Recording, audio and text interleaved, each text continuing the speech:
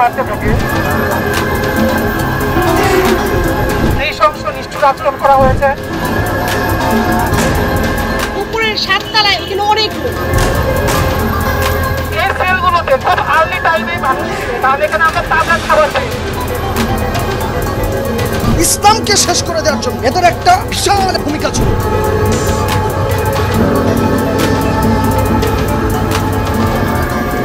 ৩৬ Mintu road, CTTC ভবনের ৭ তলা।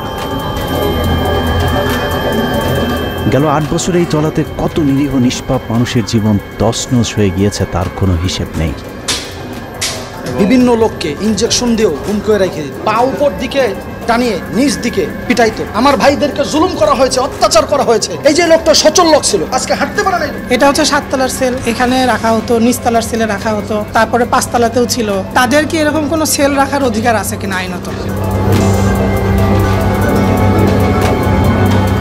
২০০৯ সালে বর্তমান সরকার ক্ষমতায় আসার পর থেকেই বাংলাদেশকে আন্তর্জাতিক সম্প্রদায়ের কাছে জঙ্গি রাষ্ট্র হিসাবে প্রতিষ্ঠিত করবার নানা ধরনের পরিকল্পনা হাতে নেওয়া হয়। খুলনার খালিশপুরে নির্মাণাধীন একটি বাড়ি থেকে জঙ্গি সন্দেহে 10 জনকে আটক করা হয়েছে। পুলিশের বিশেষ অভিযানে চাঁদপুরের ফরিদগঞ্জে গোপন বৈঠকের সময় 7 জঙ্গিকে আটক করেছে পুলিশ। জামাতুল আনসার ফিল হিন্দাল সারিকিয়ার 3 সদস্যকে গ্রেফতার করেছে ডিবি পুলিশ। বাসলে গাজী হয়ে মল্লে শহীদ হবে। সিরাজগঞ্জের শাহজাদপুরে জঙ্গি আস্তানা সন্দেহে একটি বাড়িতে অভিযান চালিয়েছে র্যাব। উদ্ধার করা হয়েছে অস্ত্র ও বোমা তৈরির সরঞ্জাম। কোনো জঙ্গি টঙ্গি ছিল না। দুর্গম এলাকায় অভিযান চালিয়ে 5 সদস্যকে আটক করেছে র্যাব। পাহাড়ে অভিযান চালিয়ে এ পর্যন্ত 2টি ভিডিও উদ্ধার করেছে র্যাব। প্রাথমিক জিজ্ঞাসাবাদে আমরা বেশ কিছু চাঞ্চল্যকর তথ্য পেয়েছি। শুধুমাত্র র্যাব এককভাবে জেএমবি, এবিটি এবং হিজবুত তাহরির 26 জন জঙ্গি গ্রেফতার করেছে। সরকারের এসব জঙ্গি নাটকে সবচেয়ে বেশি রক্ত দিতে হয়েছে এদেশের আলেম সমাজকে।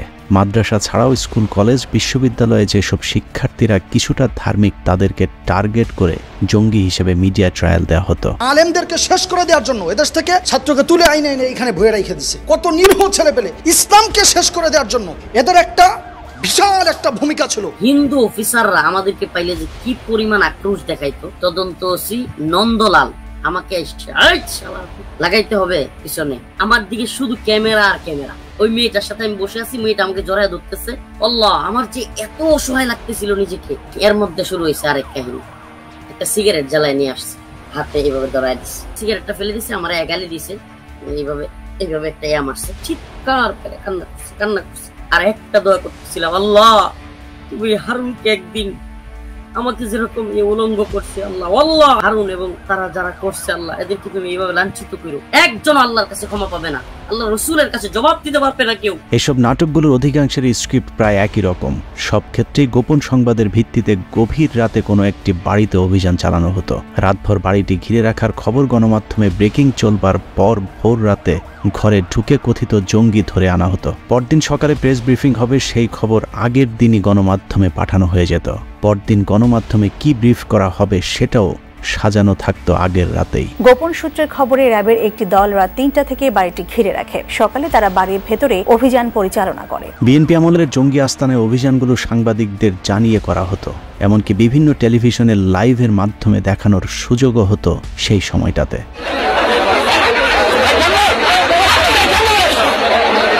কিন্তু আওয়ামী লীগের জঙ্গি অভিযানে আজ পর্যন্ত কোনো সাংবাদিকদের আগে থেকে জানানো হয়নি। বিভিন্ন জঙ্গি আস্তানা ঘিরে রাখার নাটক সাজানো হলেও তার ভেতরে আসলে কি হচ্ছে তা দেখারও সুযোগ হয়নি কোনো সাংবাদিকের। বেশ কিছু জিহাদি বই পেয়েছি, প্রচুর পরিমাণ বিস্ফোরক, যার ভিতরে রেডি আইডি সহ সেগুলো রয়েছে। এ ধরনের নাটক সাজিয়ে গেল 15 বছর আওয়ামী লীগ সরকার কত মানুষকে গুম, খুন আর কত মানুষকে বছরের পর বছর জেলখানায় বন্দী করে রেখেছে তার কোনো হিসেব নেই। আমরা এখানে সিটিটিসির গুম সেল দেখলাম।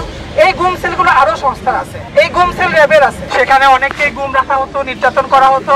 আমরা সরাসরি এটার ভিকটিম। চোখে কালো কাপড় দিয়ে বেঁধে দেয়, দুই হাত ধরে ওরা পিছন দিক থেকে মারতে থাকে। কারাগারগুলোকে অত্যাচারের সেল বানানো হয়েছে। আওয়ামী লীগের গেল 15 বছরে বাংলাদেশ দাড়ি টুপিওয়ালা মানুষদের জন্য কঠিন হয়ে দাঁড়িয়েছিল।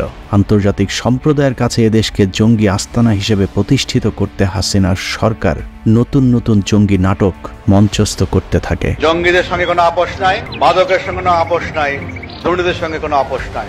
কাউকে ভয় পাবেন না, আমরা একসঙ্গে কাজ করব, এরা বিদায় হবে, আমরা থাকবো। এরই ধারাবাহিকতায় স্বরাষ্ট্র মন্ত্রণালয় বাংলাদেশ পুলিশকে নিয়ে কাউন্টার টেরোরিজম পুলিশ ব্যুরো নামে একটি বিশেষ ইউনিট গঠনের সুপারিশ করে এবং এর প্রয়োজনীয়তা কতটা ভয়ানক সেটা বোঝানোর জন্য প্রথমেই সাজানো হয় হলি আর্টিজান জঙ্গি হামলার নাটক।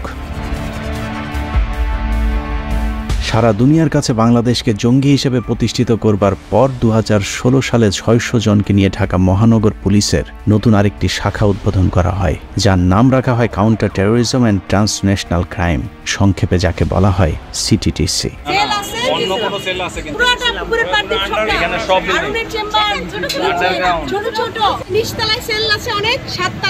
ইসলামী বইও পাইছি, কোরআন শরীফের কভার পাইছি, ছোট ছোট সেল যেগুলাতে কোনো জানালা নাই, উপরের 7 তলায় এখানে অনেক রুম। প্রথম দিকে পুলিশের বিশেষ এই শাখাটি খুব বেশি আলোচনায় আসতে না পারলেও 2021 সালে স্বরাষ্ট্র মন্ত্রণালয়ের উপসচিব ধনঞ্জয় কুমার দাসের স্বাক্ষরিত প্রজ্ঞাপনে পুলিশের উপমহাপুলিশ পরিদর্শক মোহাম্মদ আসাদুজ্জামানকে সিটিটিসির প্রধানের দায়িত্ব দেওয়া হয়। মূলত হকপন্থী আলেমদের বেছে বেছে জঙ্গি বানানোর পরিকল্পনা বাস্তবায়ন করতেই র এজেন্ট ধনঞ্জয় তাকে এই পদে বসায়। গোল্ড স্মাগলার ধনঞ্জয়ের সাথে আগে থেকে আসাদুজ্জামানের ঘনিষ্ঠতা থাকায় ধনঞ্জয় কোটায় সিটিটিসি প্রধানের পদ পাগিয়ে নেয় সে। গ্রেপ্তারের পরে আরো ভয়ঙ্কর তথ্য পেয়েছি, বিদেশীয় অনেক টিম এসে তাদের দেশে যে সকল এরকম বিকৃত মনা অপরাধী ছিল তাদের বিষয়ে তারা তথ্য নিয়েছে। ভারতীয় কোটায় দায়িত্ব পেয়ে একের পর এক সুপার ডুপার হিট সব জঙ্গি নাটক মঞ্চস্থ করতে থাকে আসাদুজ্জামানের সিটিটিসি। 2021 সালের পরে আজকে পর্যন্ত বাংলাদেশে কোনো ধরনের কোনো জঙ্গি হামলার ঘটনা ঘটে নাই। আমাদের জনগণ সচেতন হচ্ছে, সিটিটিসিকে এই জঙ্গিবাদ নিয়ন্ত্রণে সহায়তা করছে। বিদেশে বসে কেউ সরকারের সমালোচনা করলেও তাদেরকে টার্গেট করে নানা ধরনের গাঁজাখুরি গল্প সাজাতো আসাদুজ্জামান। Realme 55KSA@gmail.com এই ইমেল আইডি থেকে একটি হুমকি বার্তা আসে যেখানে উল্লেখ ছিল 27 এপ্রিল তারিখে শেখ হাসিনাকে ভোর 4টায় গুলি করা হবে। বাংলাদেশ পুলিশের ক্ষমতা নেই এই হামলা ঠেকানোর, মহারণের সাক্ষী হবে 27 এপ্রিল। আসাদের সাজানো এসব নাটকগুলো সবই প্রায় একই রকম। দাড়ি টুপিওয়ালা লোকজনকে ধরে নিয়ে গুম করে রাখা হতো কয়েক মাস, এরপর গুম হয়ে থাকা আলেমদেরকে হঠাৎ করেই কোনো এক কথিত জঙ্গি আস্তানায় আবিষ্কার করা হতো। এসব নাটক করতে গিয়ে 1.5 মাসের শিশুকে পর্যন্ত হত্যা করেছে পাষণ্ড আসাদুজ্জামান। 10 জন জঙ্গিকে আমরা গ্রেপ্তার করতে সক্ষম হই, এর মধ্যে 4 জন পুরুষ, 6 জন মহিলা, সাথে 3 জন ছোট্ট শিশুও ছিল। সাংবাদিকেরা আসাদুজ্জামানের এইসব গাঁজাখুরি গল্পকে কখনোই কোনো ধরনের যাচাই বাছাই না করে একপাক্ষিক খবর প্রচার করেছে। তাদের সেই মিথ্যা সংবাদের কারণে কত নিরীহ মানুষের পরিবার ধ্বংস হয়ে গিয়েছে তা একে একে বের হতে শুরু করেছে। বাথরুম প্রস্তাবখানা গেলে ওরা যে কয় মিনিট বলে দিবে এই কয় মিনিটের মধ্যে আসতে হবে। লটকায়া কারেন্টের শর্ট দিয়া আমাকে তারা পিটানো শুরু করলো। আমাকে বলতেছে তুই একমাত্র সঠিক ধর্ম ইসলাম, এই কথা কেন বললি? তোকে বলতে হবে সকল ধর্ম সমান, কারণ এটা গণতন্ত্রের দেশ, গণতন্ত্রের দেশে তুই গণতন্ত্র অনুযায়ী চলতে হবে। টুপি দাড়ি নিয়ে দুপুর 12টার সময় টিএনটি কলেজের সামনে পিচডালা রাস্তার সামনে আমি জঙ্গি এবং নাশকতা করার জন্য একত্রিত হয়েছি। এটা হলো এজাহারে লিখেছে এবং এটা নাটক সাজিয়েছে। এরপরে স্বীকারোক্তির অবস্থা দেখেন, ম্যাজিস্ট্রেট বলতেছে সত্য কথা বলবেন, মিথ্যা কথা বলবেন না। জি ঠিক আছে স্যার, মিথ্যা কথা বলবো না, সত্য কথা বলবো। তো আমাকে জিজ্ঞাসা করছে আপনাকে কবে গ্রেফতার করেছে? স্যাররা বলে দিয়েছে যে গতকালকে অ্যারেস্ট করেছে। আসলে কবে করেছে? আমি বললাম আসলে 3 মাস আগে করেছে। কোথায় থেকে অ্যারেস্ট করেছে? আমি বললাম স্যাররা তো শিখাই দিয়েছে টিএনটি কলেজের সামনে থেকে করেছে। তো ম্যাজিস্ট্রেট জিজ্ঞাসা আসলে কই থেকে করেছে? আমি গুলশান থেকে করেছে। সে বলে হুজুর রমজান মাস সূরা ফাতিহাটা পড়েন। আমি সূরা ফাতিহা পড়লাম। সূরা ইখলাসটা পড়েন। তো আমি সূরা ইখলাস পড়লাম। সে আমার জিজ্ঞাসা আহমদ শফি সাহেবের চিনেন কিনা, ওনার সাথে আপনার কি সম্পর্ক, ওহাবি সুন্নি কি, উপহাস করে সে এগুলো জিজ্ঞাসা করতেছে। আর সে লিখতেছিল কাউন্টার টেরোরিজম বা সিটিটিসি যে স্বীকারোক্তি দিয়ে দিছে কম্পোজ করে সেটা সে হাতে লিখতেছিল। বাংলাদেশের সংবিধান অনুযায়ী কোনো ব্যক্তিকে তার অপরাধ প্রমাণিত হওয়ার আগ পর্যন্ত অপরাধী বলা যাবে না, যে কারণে আটক ব্যক্তিদের ব্যক্তিগত গোপনীয়তা রক্ষার বিধান রয়েছে। কিন্তু গেল 15 বছর ধরে দেখা গেছে এক অদ্ভুত দৃশ্য। মানুষকে ধরে নিয়ে যাওয়া হতো, তারপর তাদেরকে মিডিয়ার সামনে এনে হাজির করার পর কোনো ধরনের বিচার তদন্ত ছাড়াই বিচারকদের মতো করে তাদেরকে দোষী সাব্যস্ত করে তারপর গণমাধ্যমে প্রচার করা হতো, যা বাংলাদেশের সংবিধানের সাথে সাংঘর্ষিক। জামাতুল আনসার ফিল হিন্দাল শারকিয়ার বিরুদ্ধে সিটিটিসির অভিযান অব্যাহত আছে। এই সংগঠনের শীর্ষ পর্যায়ের অনেককেই গ্রেপ্তার করেছি। আগামী দিনের জিহাদ করার জন্য তারা নিজেদেরকে প্রস্তুত করতেছিল এবং তারা ইতিমধ্যে বেশ কিছু অস্ত্র সংগ্রহ করেছে। আসাদুজ্জামানের সিটিটিসিতে যাদেরকে আটক করা হতো তাদের পরিবারের কাছ থেকে নেওয়া হতো মোটা অঙ্কের টাকা। এসব টাকা পয়সা কালেকশনের দায়িত্ব ছিল আসাদুজ্জামানের স্টেনোগ্রাফার নজরুল ইসলাম প্রামাণিকের হাতে। আসাদুজ্জামানের এই অন্ধকার জগতের সবকিছু নিয়ন্ত্রণ করত নজরুল ইসলাম। পুলিশের একটি সূত্র জানিয়েছে আসাদুজ্জামানের পিয়ন নজরুল ইসলাম প্রামাণিকের ঢাকার উত্তরা মিরপুর আর গ্রামের বাড়ি জামালপুর মিলিয়ে অন্তত 100 কোটি টাকার সম্পত্তি রয়েছে। আর আসাদুজ্জামানের সম্পত্তির পরিমাণ কত সেটা হয়তো সে নিজেও জানে না। সারা রাত ব্যাপী প্রায় জিজ্ঞাসাবাদ করেছে। জিজ্ঞাসাবাদে আমরা তাদের সেই নতুন আস্তানার কথা জানতে পারি। তবে আমার আজকের আলোচনার মূল বিষয় তাদের সম্পত্তির হিসেব বের করা নয়। এই দুজনকে নিয়ে বিশেষ এই অনুষ্ঠানটির কারণ হলো তাদের দুজনেরই ফাঁসির আবেদন জানানো। শুধু একবার ফাঁসি নয়, এই দুজনকে কয়েকশোবার ফাঁসি দিলেও তারা যে অপরাধ করেছে তার শাস্তি শেষ হবে না। কারণ তাদের ব্যাপারে অনুসন্ধান করে যে তথ্য পাওয়া গেছে তা গা শিউরে ওঠার মতো। অনুসন্ধানে জানা যায় জুলাইয়ে ছাত্রদের উপরে যে গণহত্যা চালানো হয়েছে তার মধ্যে বড় একটি অংশের নেতৃত্ব দিয়েছে সিটিটিসির আসাদুজ্জামান এবং তার স্টেনোগ্রাফার নজরুল ইসলাম প্রামাণিক। এসআই নজরুল ইসলাম প্রামাণিকের নেতৃত্বে 17 জুলাই রাতে সিটিটিসির মোট 5টি গাড়ি বের হয়। এই গাড়িগুলোতে অস্ত্র ভর্তি করে ঢাকা দক্ষিণের প্রতিটি ওয়ার্ডে গিয়ে তালিকাভুক্ত ছাত্রলীগ যুবলীগের কাছে পৌঁছে দেয় নজরুল। আসাদুজ্জামানের নির্দেশে ওই রাতে মোট 350 অস্ত্র সরবরাহ করা হয় বলে জানিয়েছে সূত্রটি। এসব অস্ত্র সরবরাহের মূল উদ্দেশ্য ছিল আন্দোলনকারী ছাত্রদের উপর গুলি চালানো। হাসিনা সরকারকে যে কোনো উপায়ে ক্ষমতায় টিকিয়ে রাখতে যত লাশ প্রয়োজন তত লাশ ফেলার পরিকল্পনা ছিল সিটিটিসির। সূত্রের তথ্য অনুযায়ী 17 জুলাই সারা দেশে ইন্টারনেট বন্ধ করে দেওয়ার সময় থেকে 4 আগস্ট পর্যন্ত আসাদ এবং নজরুলের নেতৃত্বে অন্তত 150 আন্দোলনকারীকে হত্যা করা হয়। 5 আগস্ট শেখ হাসিনা পদত্যাগের আগ মুহূর্তে সর্বোচ্চ বল প্রয়োগ করে ছাত্র জনতাকে হত্যা করে পুলিশ। বিভিন্ন জায়গায় গাড়িতে করে লাশ ফেলে আসার যে দৃশ্য সোশ্যাল মিডিয়াতে দেখা গিয়েছিল সেগুলোরও বেশিরভাগ সিটিটিসি প্রধান আসাদুজ্জামানের নির্দেশে নজরুলই করেছিল।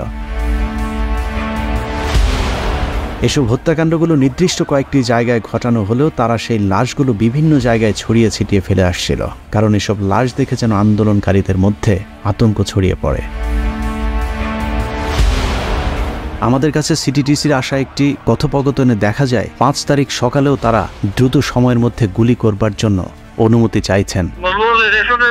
একটু খেয়াল রাখো, ওইদিকে নাকি জমা হচ্ছে। ডিএমসির সামনে প্রচুর লোক, আমরা এখানে ডিসপাস করেছি, সব হাসপাতালে ঢুকেছে। স্যার একটু হাসপাতাল ক্লিয়ার করে দিলে ইউনিভার্সিটি ক্লিয়ার থাকবে, একটু বলুন স্যারকে।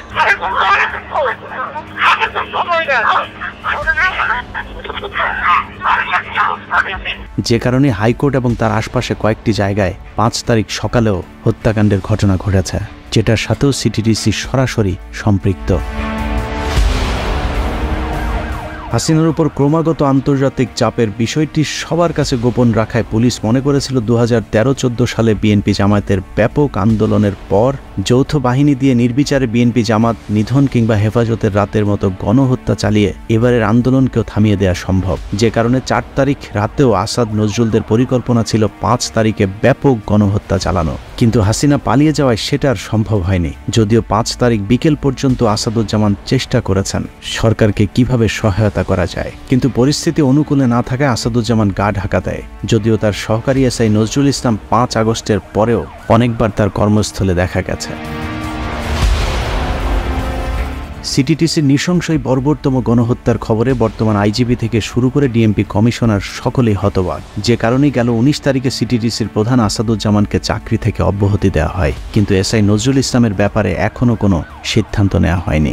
নাগরিকের বিচার হবে বিচার ব্যবস্থায়, আদালতে বিচার হবে, কেন একজন নাগরিককে তার পরিবারের কাছ থেকে গুম করা হবে? এই সমস্ত অফিসারদেরকে অবশ্যই পদত্যাগ করা উচিত, তাদেরকে বরখাস্ত করা উচিত এবং তাদের উপযুক্ত শাস্তি বিধান করা উচিত। যে কারণে যেসব পুলিশেরা তাদের এসব নৃশংসতা দেখেছেন তারা দাবি করেছেন সিটিটিসির প্রধানকে শুধু চাকরি থেকে অব্যাহতি নয়, দ্রুত সময়ের মধ্যে তাকে গ্রেফতার করে ফাঁসিতে ঝুলাতে হবে। আমাদেরকে যদি বলতো শেখ হাসিনা পালাই যাচ্ছে, তোরা পথ ছেড়ে দিয়ে তোরা চলে আয়, এই কথাটা তারা আমাদেরকে কখনো বলে নাই। আমরা জনগণের বন্ধু হতে চাই, জনগণের সঙ্গে আমরা কাজ করতে চাই। সেই সাথে আসাদুজ্জামানের স্টেনোগ্রাফার মোহাম্মদ নজরুল ইসলাম প্রামাণিককেও চাকরি থেকে অব্যাহতি দিয়ে তাকেও দ্রুত সময়ের মধ্যে গ্রেফতার করে বিচারের আওতায় আনার দাবি তাদের। আমরা সুষ্ঠু পুলিশ চাই, সুষ্ঠু অফিসার চাই। এটি সময় লাগবে, আপনার পরিচ্ছন্ন পুলিশিং দেখতে পাবেন, নিউ ফেস দেখতে পাবেন। যাদের আস্থার সংকট বলছেন এনারা থাকবেন না। মনে রাখতে হবে জুলাইয়ের গণহত্যায় শহীদদের রক্তের বিনিময়ে এদেশ দ্বিতীয়বারের মতো স্বাধীন হয়েছে। তাদের বুক থেকে যারা রক্ত ঝরিয়েছে, যারা হাজারো শহীদের মায়ের বুক খালি করেছে, তাদের কাউকেই 1 ইঞ্চি ছাড় দেওয়ার কোনো সুযোগ নেই। আল্লাহ হাফেজ।